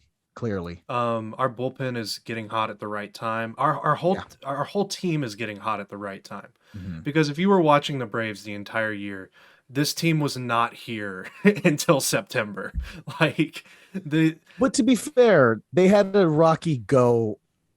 I mean, up until the trade deadline and after. They had a lot of injuries. Like Darno missed like 3 months of the season. Obviously, Acuna has been hurt since July. And Soroka never came back. He re-ruptured his Achilles. And if you don't know, he re-ruptured his Achilles walking. He was coming back. Gosh, that's so frustrating. Because Soroka was like a week away from coming back. He pitched in spring training. And like, they held him out because he had like I think it was like a shoulder tightness or something. So they held him out a little bit longer, give him more time to come back from that Achilles. And then he was walking to the training facility about a week before he was supposed to make his rehab assignment and tore it again. So the Braves have been, and of course the big story that they're pushing is that they overhauled the outfield by highway robbery of trades. That at the time I'm eating a lot of crow when it comes to the Braves. Because I said they should sell at the deadline. But though when I saw their moves, when they didn't trade away the farm and still got some assets back and patched holes, you can look back at my tweets and said, hey, you know what? I don't hate this move. But they've just turned it on at the right time. The Astros have been themselves the whole year. Here's the thing though. And this is something that, remember guys, I actually said the Braves would win it all. So I also have to bring up the point that I covered my ass luckily with that. So no matter what I win. But there's one thing that I look at with these two teams that does worry me for the Astros. Because when it comes down to it, if it's a close game, I'm going to pick the Braves because the Braves have won how many close games in this playoffs? The Astros, when they've won, it's been a blowout. When they've lost, it's been a blowout. It's like pretty much every game knows how to win those games. Every game except for game, what was it? Game 5 or game 4 of the NLCS have been close. Like the Brewers series, it felt like every game was separated by a run or two. The first 2 games of the NLCS were decided by walk-off via Braves. Yeah. Then they lost like 11-2 in game whatever it was. I think it was game 5. But the fact that the Braves have come out and they came out and hit well in the first game. They literally hit a home run to start. Now I can say it's weird. These are weird statistics. These are both stat regions. My 2 teams, you can see them right there, Braves and Royals, both have a little bit of World Series history. The Royals, Alcides Escobar was the first player to ever lead off the World Series he was the bottom of the first, but to lead off his team's World Series with an inside the park home run. Now the Braves have the man that became the first ever to hit a home run on the first at bat of the World Series. So that's it. And what's even more connecting, the guy who did it was on the Royals earlier this year. Yeah. That's a little bit of coincidence for you, but and look, they're a good team. In the end, they're a good team that And the umps have been bad. The umps have been bad in favor of Houston. Like there's a Twitter account that does a scorecard thing at the end of the game, and they calculate how many runs the ump accounts for. And in the first game, he was about a run and a half in favor of Houston. And then in this past game, I would want to see it's got to be at least 2. Because early on in the game, the Braves should have had the bases loaded with 1 out because Freddie Freeman should have walked when they called him out on strikes. But neither here nor there. We can get into the minutia of ump play. But because when it comes down to it, coulda, shoulda, didn't. Exactly. And we're done with the Braves official podcast. I'm joking. Exactly. That's why I kind of got out of there because it was getting into that territory. No, I was looking at you. I was like, oh boy, this is gonna be fun. But joking. Yeah, the Braves they did wonders. The fact that they got 1 on the road is because as the what's it called? Yeah. The team without home field advantage, you need to win at least 1 on the road to win the World Series. And now, and that's why I was talking to my dad about this, and I told him, look, if the Astros lose the World Series, it's that game. That's the game. That's the game that decided that. if that happens. But it really just comes down. I think ultimately what's going to come down to is whether or not the Braves bullpen can continue doing what it's doing, and whether or not the Astros' bats are going to stay hot. What I'm worried most about in this series is for both teams, managerial decisions, especially when it comes to the bullpen and who they put in when. We have Dusty Baker. We know Dusty Baker has a terrible that's already, track record. I was going to say that's already. Snit has been declined. Snit has not been good this year. Dusty Baker, who, if you didn't know, smoked a joint with Jimi Hendrix. That's according to Dusty Baker. So and look, I'm only bringing it up because someone talked about it today and I lost my shit when I was laughing. That's just great. At the idea of Dusty Baker. Because you're imagining 72-year-old Dusty Baker smoking with exactly what I'm imagining. with 22-year-old Jimi Hendrix. yes, exactly that. But it's going to come down to when the right bullpen arms come in and if these managers make the right decision. Because I'm like, Houston's bullpen isn't that bad. Their pitching staff as a whole is hurt. It's banged up, which is unfortunate. Yeah. But then again, the Braves because they have everything else. And that's the thing. Both rosters, when you look at both rosters, they're really, really good teams. And like if they really are. If Jesse Chavez comes into the game in a high leverage situation, I might strangle Snit. Because look, Jesse Chavez has been good this postseason. But he's not that guy. There's a reason he's a journeyman. But as far as the whole, I think for the first time in a very long time, Atlanta's going to have a good home field advantage because Atlanta as a whole, as a sports town, is not known for their home field advantage. They're very fair weather. But the fact that this is a special team, the Braves are in the World Series, like it's not like the Falcons, it's not like the Hawks. People care about the Braves in Georgia. But and I also have to say this, and this is another reason. Are your fans really going to turn down the opportunity to boo the cheaters in the World Series? That's another thing, and that's the case if you go if this was a World Series between the Astros and anybody else, not named the Red Sox, because the Red Sox did the same thing, and they're just lucky they didn't get as big of a punishment as Houston. Yeah. Which I'm completely on your side on that point of things. Like, why didn't the Red Sox get punished? Why did the Astros have to get sacrificed and not the Red Sox too? Like, who was it a few years ago? The Braves were accused of cheating a few years ago. Yeah, but theirs was okay. But they cheated. That's the point. They like accidentally signed too many international players that never made the field. But I have to be honest. But I have to say this though. That is the funniest thing, like that, the idea that you didn't know how many you had already. I forget funny. What it was, but I think it's funny. I know it was international pool. But the point is when the Astros win the World Series and I'm lording it over the entire universe, I'm gonna be happy. And if the Braves win, I pick them, I'm gonna lord that over the universe too. Anthony wins no matter who loses. Yeah, Cheese. That's what matters. I know you don't care about this World Series. Neither of us want to make a prediction. I'm imagining. I know I don't want to make a prediction. Anthony, I'm sure I did make a prediction. I know you did. You've made a prediction. But Cheese, between these two what teams, I want is different. Through these two teams, we're 1-1 in the series. How's it going to end? Joey Votto's going to come in and hit a home run. He's going to run in with a steel chair. He's going to cash in his money in the bank. Joey Votto's going to run in with the money in the bank and just hit Altuve with a chair, and you all are going to cheer. But Cheese. It's going to end in 6. Astros win, and Dusty Baker finally gets over that hump. Okay. I think it goes 7 personally, because I think we'll go 8. We'll go 8 games. Yeah. How about 20? How about it never? Best out of 20. Yeah, there you go. I don't know what best out of 20 is. What, 16? You do 21. It has to you can't do best out of 20. I'm joking. I know that you can't. It wouldn't work. But yeah, that's baseball. Cheeseman has predicted the Astros in 6. I said the Braves are just going to win it. Kauffman is superstitious at the moment. I'm abstaining. I can see it on his face. Like, look at him. Like, just bringing up the Braves, there's this smile that wants to come out, but it's afraid to. No, it's a like smile. I'm pursing myself because I'm like, please stop talking about them.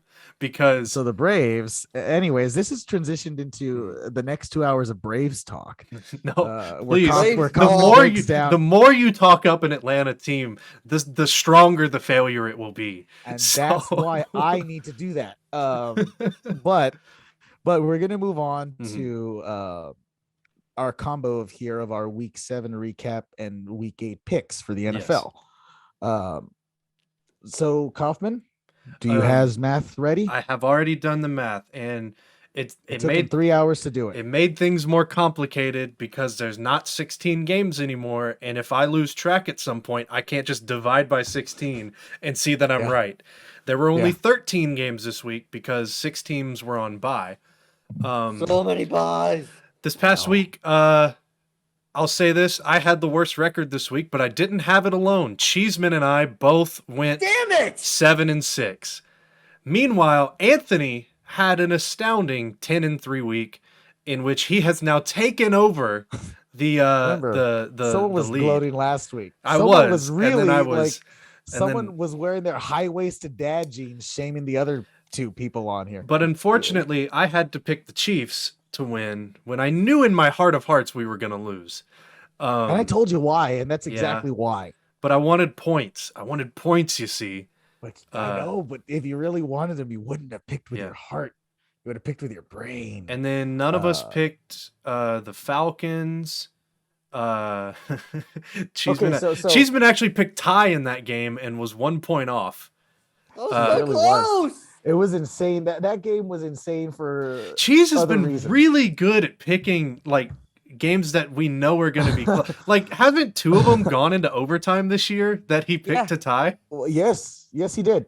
Yes, both of them. And I was heartbroken both times. Like, can we? But as we stand now, Anthony has 74 wins. I have 73. Cheese has 62. 62. Yeah, 7 more, and you're at a good number. Yeah, I was fixing to say, Cheese, go for 7 this week. Okay, just aim for 7 only. It's like the scene in The Incredibles. Go for second. Second. By the way, when I said noise right now, I just thought to myself, we're gonna have to try and finagle Brian Hilton on here one year. Talking about basketball. It's not. No, we're gonna talk about his Emmy and just about his Emmy. Where's it? That's all. Where's your Emmy? Put it on TV. I mean, on TV on. Geez, that's how old I am that I refer to video things as TV. No, I don't. But anyways, what else on that front, Kauffman? Were there? Just talk about how I picked the Bengals. There weren't really any surprises this week. I mean, all of us. What did you guys get wrong? Game. What is something? What I want to know is what I picked the Ravens, and I'm glad I picked the Ravens because otherwise the Bengals wanted to smash like they did. Anyways, there really weren't any big like we all got this one wrong. Yeah. Like one thing, you got the Colts pick right. Both Cheese and I got an L for picking the Niners. You picked the Bengals, and we both picked the Ravens. And not because it was a trap game. Because that too. But all 3 of us picked the Panthers, and that was an L. Yeah. All 3 of us did not pick the Falcons, like I said. Let's see. What are some other ones here that were? So what are some that I guess what I really want to know is what are some of the ones that you probably looking back on you're kind of like, well, I think I should. The other choice was probably the best choice, but I didn't go with it. Like with the Chiefs, I guess. The Chiefs and the Dolphins were the ones because I picked the Dolphins to win because I was anticipating the Braves losing Game 7 on Sunday and the Falcons losing on that Sunday. Didn't I told you? What did I tell you last week? You can't have one. You can't have both, but you can get one. And I told you the one that was going to happen, and it did. Well, no, I did get both. Atlanta sacrificed themselves for that. No, they didn't. No, they won both. The Falcons won. No, wait. This is just me assuming that they lost. No, look, I forgot that the Falcons won until yesterday. Like I thought they lost. I forgot it until now, but then I also forgot that they played Miami, which is should have given it away immediately. But that's about desperate for Deshaun. Most of the other times we were all like we said, last week Pretty was a week where like we knew blowouts were coming going in. But yeah, that's true. Yeah, that's how it shook out. I won. How about them Cowboys? Because they didn't play last week. True. So how about Kauffman, we just I have to ask you. see? I really have to ask you About the Chiefs, because I have to ask you because I don't. There's a lot of problems. We're tanking for Thibodeau. I'm telling you what, man. We're just trying to get that first pick. See, when you say Thibodeau, I know you do know what I'm thinking of, right? I know. Thibodeau. No, I know because you're thinking in of my the mind, the you know what I've basketball already, coach. but you know what I've done in my head, right? It's him playing football. I put him in pads, yes. And now I think if anyone out there listens, all three of you, one of you three, yeah, please give me Tom Thibodeau as a chief. As a defensive That's end all for I the want. Chiefs. As a defensive end for the. Oh my God! Of course he would be a defensive end. Yeah, because that's what Kayvon Thibodeau. He's going to be the number one pick in the draft. He's insanely good. Ryan Clark, a few days ago, brought up something that at least the way it looks, his opinion of how Pat's playing right now, and it's very much that Pat is still very confident, and that's why he is making some of the moves that he's making. And it's true. A lot of armchair Pat fans are looking at this and like, oh, why is he taking these unnecessary? He's been doing this his whole career. He has to. Oh, exactly. No. That's how he plays. No. He has been doing this his whole career, and I'm gonna be honest with you. The reason it hasn't happened to this level so far has been, I mean, obviously he has the skill to be doing what he's trying to do. Yeah. There's a lot of luck involved too. I can't tell you how many times Pat has thrown balls that have been picks this year that would have been let me rephrase this. I know many times that Pat has thrown balls that should have been picked that the last 2 years have been dropped by the defender. Mm-hmm. This year they're catching them. And I'll say this, his receivers also are not catching the ball. There's been 3 picks this year that have touched Tyreek Hill's hands before they touched the defender. Part of it is also it's there are teams there. I despise. This is one of those tropes in sports that I hate, where they start talking about, we have a blueprint. In a way, teams do have a blueprint, which, for how to approach the Chiefs, which is your 2 safeties up high. You don't let them get behind you. That's the key.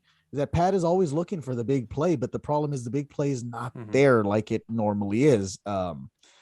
And then the other thing is run the ball. If you can run the ball, you do that. The fact of the matter is we missed by picking Clyde Edwards-Helaire so far. He's still got he's still got time left on his contract to prove otherwise, but he's been hurt, he's been ineffective, and Darrell Williams has been a better runner. How do you feel about the offensive line moves? It's fine. Because I don't know how they had a bad week. It's been good.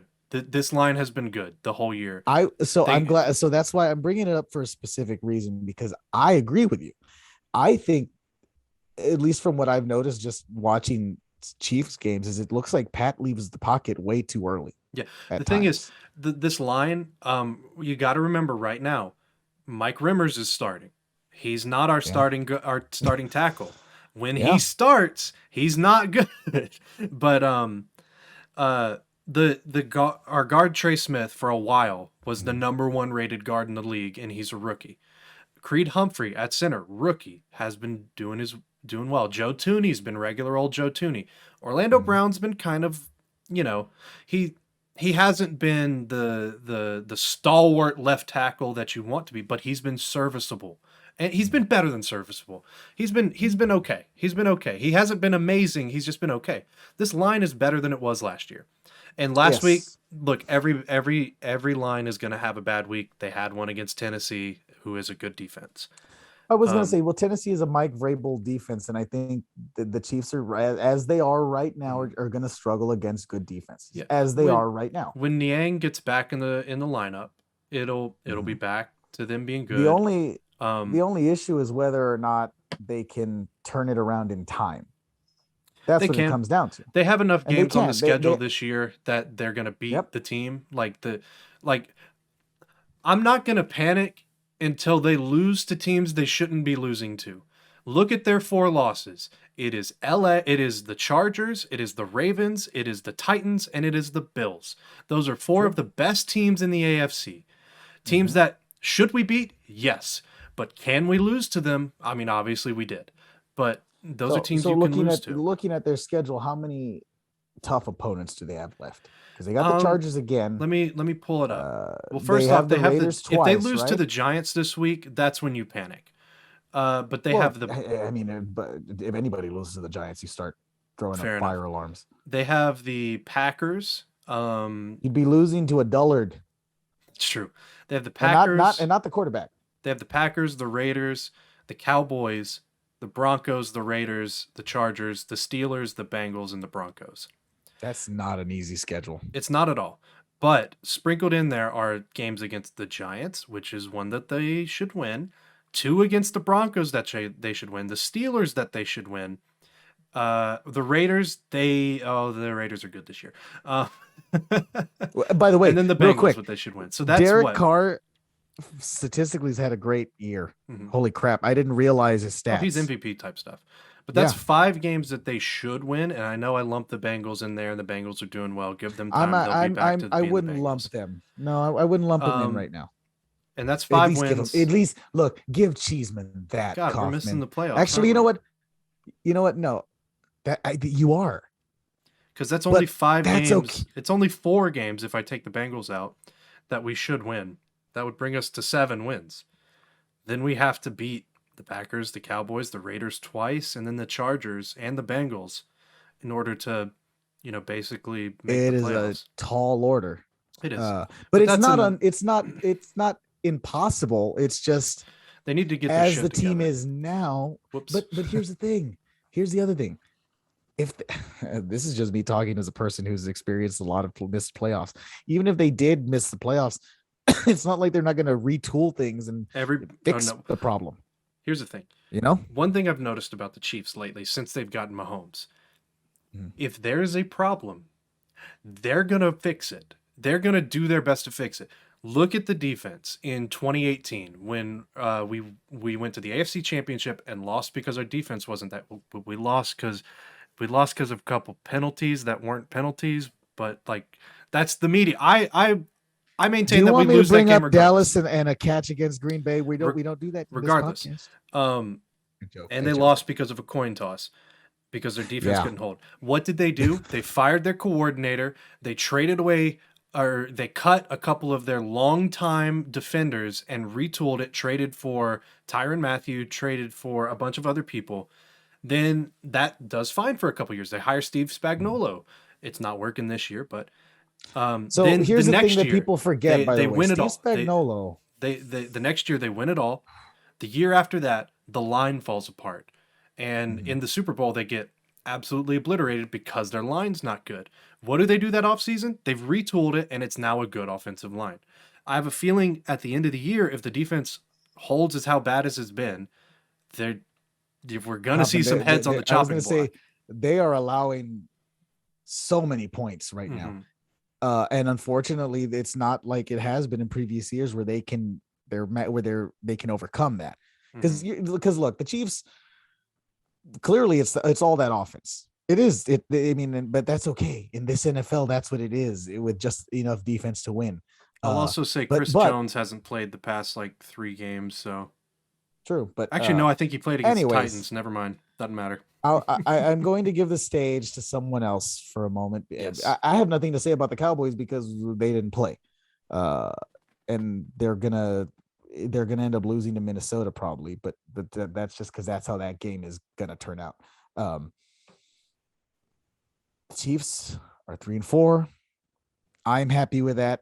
Now let's move on to someone who's also thrilled because both of his teams are leading their divisions. So thrilled he's the on Packers. His phone. I know the Packers and the Bengals. Cheeseman, how do you feel about both of your teams, especially one specific? By the way, they're Tigers, just so you understand that.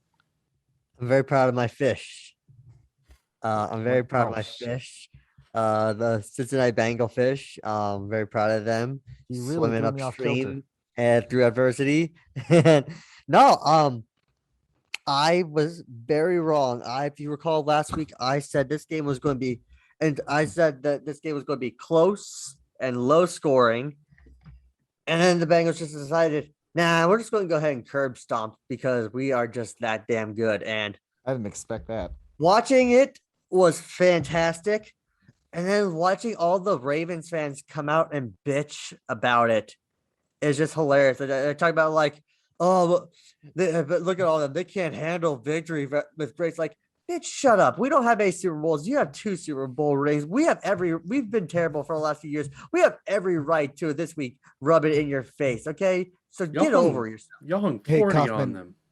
Yeah. Kauffman, Mark, please get that timestamp. Okay. Of what? Of him calling, who'd you call a bitch? The Ravens fans. Well, there you go. Actually, Kauffman, clip that. Me asking him, who do you call a bitch? The Ravens. Just very matter of fact. Because Lamar Jackson didn't even shake hands with Joe Burrow after the game. I'm not gonna look into that. I hate when that stuff gets attention because it doesn't matter. It's the heat of the game. Tom Brady's done it before. But you and I are also both happy because Aaron Rodgers, those Packers are. I'm going to say this right now. Guys, do we think Aaron Rodgers is really going to leave after this season? Yeah. Yes. Cheese? I'm going to say it's 50-50. And that's where I'm going to leave it at. Because I think, unfortunately, well, not always unfortunately, but winning kind of is the fucking elixir. If the Packers were smart, they would have moved Jordan Love. If they want to tell Aaron Rodgers, hey, we were wrong, we're going to eat crow, who wants this guy? They should do that. They're stupid to not do it, have done it already. Mm-hmm. But I genuinely think it's a 50-50 thing because I don't, man, Aaron Rodgers almost has 6 guaranteed wins, by staying in that division. Mm-hmm. Where are you going to go? Don't go to Pittsburgh. Don't go there. I will He's be forced not. to hate you. Look, if he's worried, I hate people saying he's going to Pittsburgh because he's complaining. Well, not complaining. He's calling out the fact that he has no team control when a few other quarterbacks have it, and it's proven to be good. And do you think giving your quarterback team control is the Steeler way? They literally have a code of conduct called the Steeler way. He's not going to want to go to Pittsburgh. And it's printed on the back of a towel. Yes. An extra smelly yellow towel. This is the team that wouldn't pay their running back. Like, yeah. like they're all world running back. Like, by the way, Mike Tomlin the other day was fantastic. He was. I appreciate that he just shut everything down because he's right. Why would you give up the job where you don't lose that job? If you're a Steelers head coach, you don't lose the job. No, he also doesn't lose. Like doesn't he not have a sub 500 record? Losing season. No, he doesn't. Yeah. That's crazy. Although this year we'll see how this year pans out. But they'll finish. That's right, because it's not 8-8 anymore. Yeah, it's not 8-8. Exactly. You can't. He has to win 9 games. You can't Jason Garrett it anymore. Like no matter what, I'm still adjusting to that number. Mm-hmm. I think it's really dumb that the NFL didn't also expand rosters. Yeah, you know it just didn't make sense because I was looking at things. I'm like, okay. Also, Joe Flacco's a Jet. Yeah, that's true. We should go ahead and jump into what if they won out? Yeah, I know. So am I. All right. So first off, game in an hour. Packers Cardinals. Yeah, I'm taking the Cardinals. I'm going to take the Packers. I think this is going to be the Cardinals' first loss, and I think people are going to overreact. Yep, and plus JJ Watt's out for the season. Is Devontae Adams play after? MVS and Alan Lazard are not playing tonight. Wait, all 3 of them? Yeah, that's why I said taking the Cardinals. I'm picking the Cardinals. I changed my mind. I'm still going to pick the Packers because they do fine without Devontae Adams based on their record without him. Okay, fair enough. They also score 0.1. They also score like 1 point more without him. Ooh, here's a great game. I think Cheeseman's going to have a vetted interest in this game. Panthers Falcons. I'm damn sure not picking the Panthers anymore. I had to call it the tie. Let's go. I feel like the Falcons have been your tie of the week like 3 weeks in a row. This? Are you sure? You better not change your mind about what you want to make your tie. I'll pick the Falcons. Okay, you're picking the Falcons. See, I knew. So it's okay if you retroactively go back and change a game where you picked a team, but if you pick the tie, you're locked in on the tie. Mm-hmm. That's the rules with the tie. Okay. I picked the Falcons. Okay. Give me all the Kyle Pitts. Because I don't want to hear him later on telling me, you guys told me not to pick that. I'm like, well, now you know the rules. It's in Atlanta. I'm going to the Panthers. It's in Atlanta. It doesn't matter if it's in Atlanta. The Panthers have the Panthers put in PJ Walker the other day. No, but here's the thing, Kauffman. Think about it. Do you really want them to win? Pick against them? You're right. Braves. The Braves have a game that day. That could be the one where they lose the World Series. I'm going Panthers. There you go. Plus, remember, if you hop on Cheeseman's boat, you're probably going to lose games. Hey, enough. No offense. Wait, did you say? So are you going Panthers as well? I am going Panthers. They'll get it right eventually. All right, next game. But no, I mean it. Titans. You Colts. can say that about both teams, by the way. That's true. You can say that about both of them. Titans, Colts. I think the Colts might end up. I think the Colts are going to pull it off. I think Carson Wentz has thrown 11 touchdowns and 1 pick. Which is not what I expected. I forget where I heard that. I think it was on Rich Eisen. I think the Colts are getting hot at the right time. I'm gonna go Colts. That is a game that it's in Indianapolis. That's a game that they could. Plus, I think stealing. I think it's also going to be just a little bit of the fatigue factor with the Titans and the highly emotional wins they've had recently. Yeah. Titans or Colts? Cheese. Take the Titans. I'm also going with the Derrick Henrys, the diminisher. Cool. I was about to say that. And the next game, I'm going to pencil in the Bills for everybody because they're taking on the Dolphins. Just watch, Kauffman. Wait, just watch. Nobody. That's going to end up being the goddamn upset that we all. That's going to be the tie.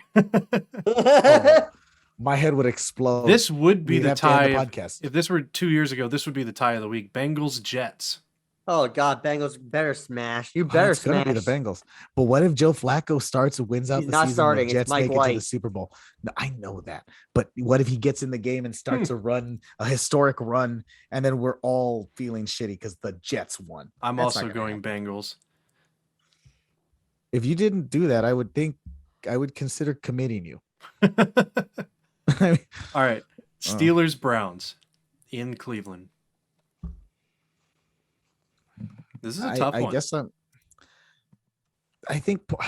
I wrote down Browns for myself, but I couldn't commit to it. I'm like, the Steelers might win this one.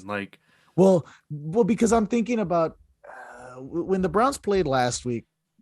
How'd they do? It was just like Case they Keenum won. started, I know, but and they won 17-14. So that's what I meant. Yeah. Cheese, who are you going with? I'll take the fucking Steelers. I'm going the Browns. Okay, I'm going anti-Steelers. I'm going Browns. Look, I think Case Keenum knows that he knows that offense well enough to not make mistakes. Baker's starting this week. Oh, he is. Oh, well, I might have to go the other team then. I'm gonna go Steelers. Okay, Eagles, Lions. Come on, Lions. You're not asking me that question, are you? Lions are going to finally get their first win. Yes. All right. Sorry, I've got to write them all down. There we go. Then we got Rams, Texans. I'm going to have Rams for everybody. Yep. That's going to be a 60-point game. That's a spread if there ever was one. 49ers, Bears. By the way, the Tampa Bay Buccaneers covered that spread more than covered it last week against the Bears. Okay. So 49ers, 17-point spread. Tie. Oh, that's a good tie. That's a really good tie. Who's starting for the damn 49ers? It's Jimmy G. Yeah, it's Jimmy G. So I'm going to go to the Bears on this one. Anthony, which one did you say you were going with? I said the Bears. I'm gonna. So It's tie Bears. Tie Bears. Next up, we got Patriots Chargers. Chargers should win that game. And I'm gonna go. I feel like I said the Patriots should have a chance, and I don't know how many games where I expected them to upset, and they just haven't. Yeah, this is a hard one. Cheeseman, who did you pick? Chargers. I'm going Patriots. I'm going Patriots. You're going Patriots too? Dang it! I wanted to lone wolf that one. Freak. No, Kauffman, have you not noticed the pattern of what I'm doing here? I'm going Chargers. Have you picked up on the pattern? Chargers side. Have you noticed how many times I ask him what he's going to pick, and then you go don't pick it? Yes. All right, Jags. It's an experiment. Jags Seahawks. I'm gonna go ahead and pick the Seahawks. The Jags. I'm gonna pick the Jags on this one. Enjoy your loss. No. I was gonna pick the Jags no matter what. I just said Seahawks. Like no. We see. No, but okay. But in all seriousness, Gino's starting again. I believe in my boy Gino. He is starting. Look, that's not a train that I'm gonna. He doesn't get a caboose on my train. No, he doesn't. Because he's Geno Smith. Oh God, that's 2 games in a row where I've gone with. I can't pick Urban Meyer. I'm going Seahawks. This isn't Philadelphia. I can make exceptions. Buccaneers, exceptions. Saints. Well, the Buccaneers. Oh no! What do we do? I'm going Jameis. Give me the Saints. No, because I'm a man of my convictions. And principle. Okay, the only thing that would make me not pick them is the Cowboys. What are the Buccaneers' records? 6-1. Oh, the Buccaneers have only lost 1 game, and Tom Brady's going to be the MVP this year with his numbers. I'm going Saints because I feel like also if you did, what would happen if you didn't. I know, but also I would immediately kick you out of the pants. Are you going Bucks? I'm getting in the pants. You're going Saints too? Okay. That's the only decision you can make. This game now no longer affects the standings. Wait, what I love though, I know. What I do love is this is that game where we all pick that same team and then we're all going to be wrong. Mm-hmm. It doesn't matter. It doesn't matter. It doesn't matter. we all get to live comfortably in the in the overalls. In the overalls. Exactly. Okay. That's the point. See, that's the thing about the overalls. Is no matter what, you can find comfort in them because they are reassuring. Don't you want comfort? Don't you want to feel that softness on your behind of a good pair of soft overalls? Toilet paper just for you. The next game, the Champ Bailey Bowl. Shout out to that 20 questions game we played, Champ Bailey. Washington going to Denver to take on the Broncos. Yeah, that's a tough one. Wait. Why did you use your tie so soon? Because Jesus Christ, this is the game. No, I'm willing to hand you a mulligan if you'd like to do it. No, I'm sticking with the Bears Niners. Jesus Christ, look at how I folded on my rule that I made there about that. I'm going to take a Washington. But you must understand why I folded on that rule. Look at those teams. Mm-hmm. I know. Look at what they've done this year. Oof. I know what I'm getting myself into. He said he's going football team. What are you going? Are you going Broncos? I'm going Broncos. Okay. No. You know what? No. To show him that I'm his friend, I'm going Washington. I was thinking football team as well because of their defense. Their defensive but now you just want to lone wolf it. I'm thinking about it, but I was going to go football team because their defensive line is going to cause Teddy Bridgewater, who doesn't make mistakes, to make mistakes, and their secondary is going to clean it up. I feel like if the way the Broncos win is if Teddy doesn't turn it over. And I feel like the Washington defense is good at getting turnovers, or at least on paper they should be. I was going to say on paper because that's been said a lot this year. I'm going to go the football team as well, and Heineke we trust. All right, there we go, guys. Wow, we have two picks. We have no. I'm talking about back-to-back where we all unanimously went with the same one.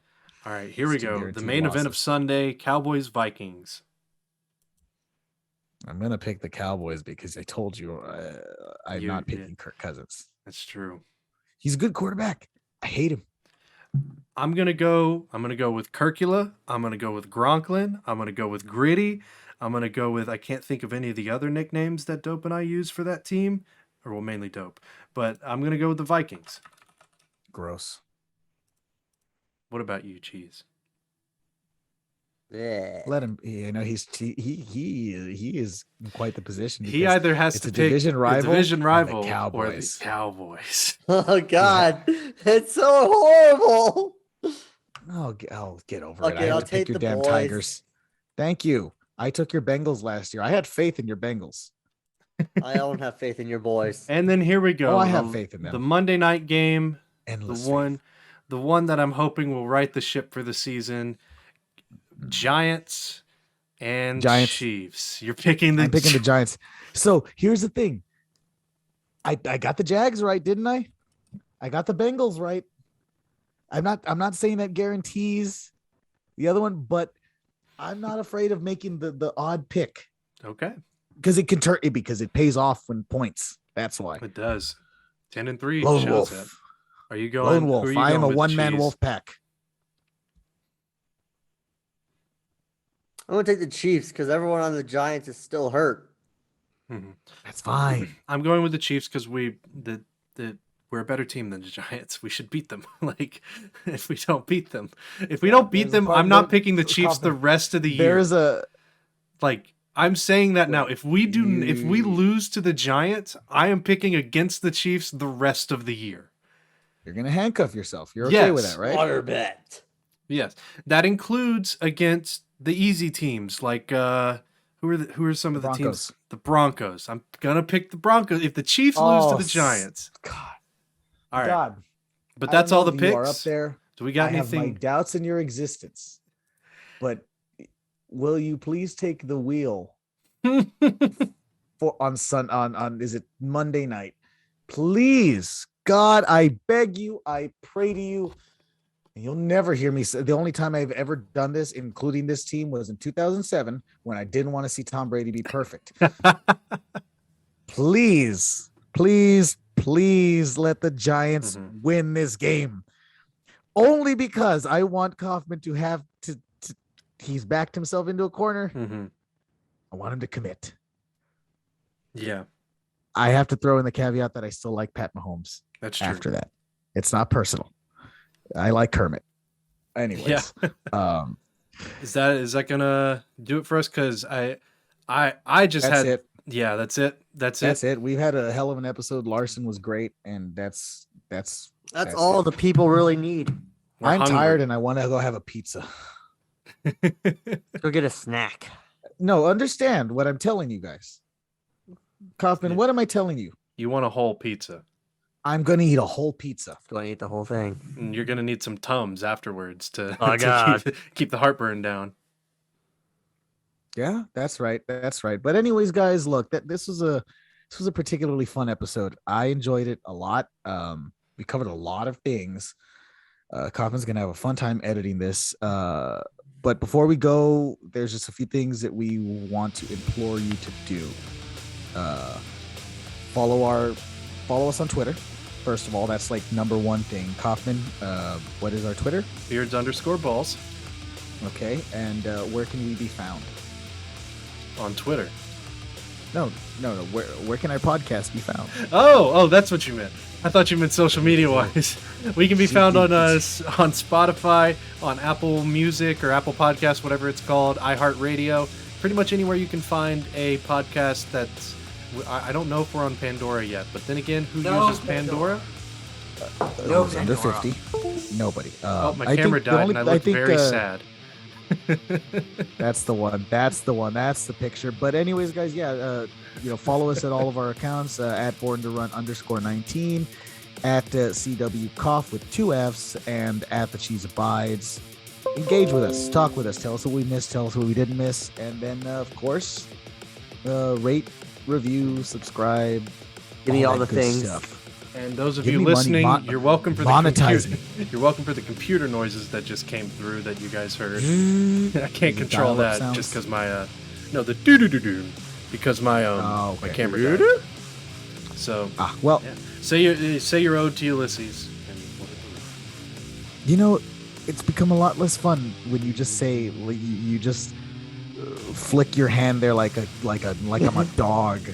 Hey, do your thing right now. Come on, I'm throwing you a Pavlov. treat. Yeah, there you go. But yeah, no.